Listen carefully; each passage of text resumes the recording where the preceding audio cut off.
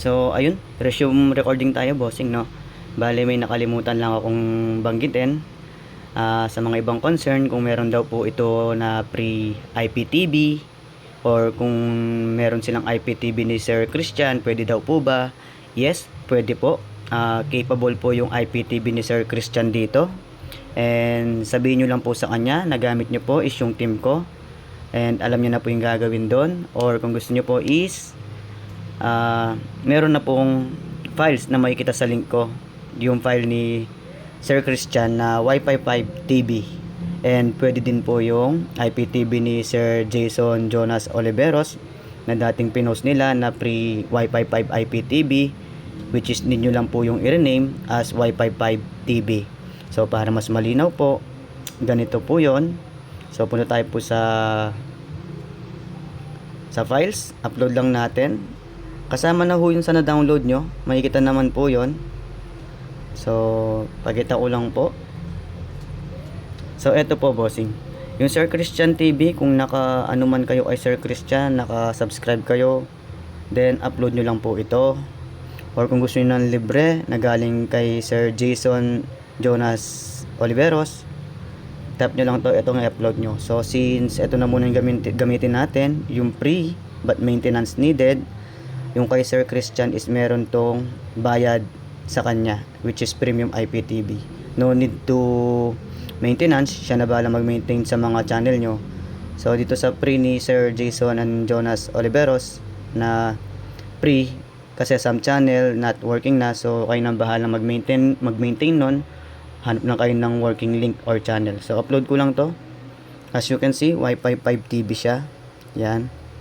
So, yung team ko, Wi-Fi 5 IPTV, na wag nyo pong buburahin dahil pag binura nyo, hindi na po under yung team ko. Kung mag-upload kayo ng Wi-Fi 5 or libreng IPTV, i-rename nyo ng Wi-Fi 5 TV.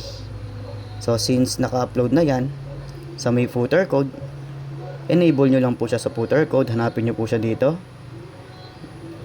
Okay. Gaya ng sinabi ko, Sir Jason or Sir Jonas, na Wi-Fi 5 IPTV, i-true nyo lang po itong naka-false na to, or yung Sir Christian na IPTV, kung naka-subscribe kayo, basta true nyo lang po ito, then true, then save, then check portal.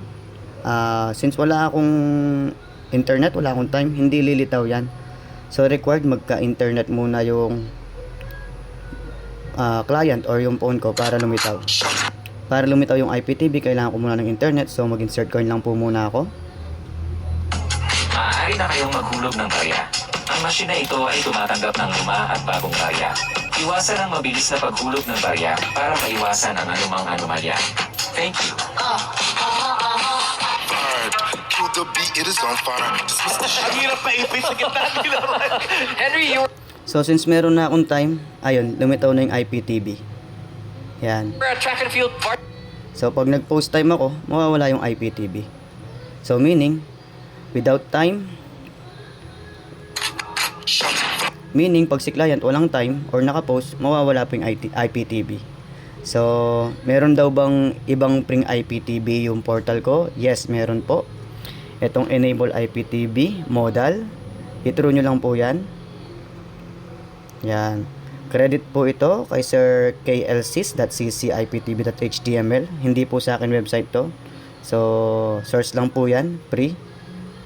Then, anytime, baka tanggalin ni Sir klsis.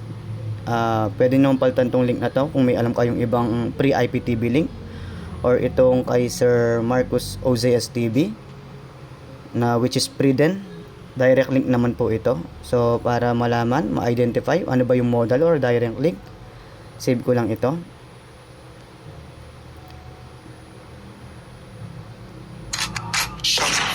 Again, naka-post time tayo kaya walang lumitaw na any IPTV. Resume lang po ako.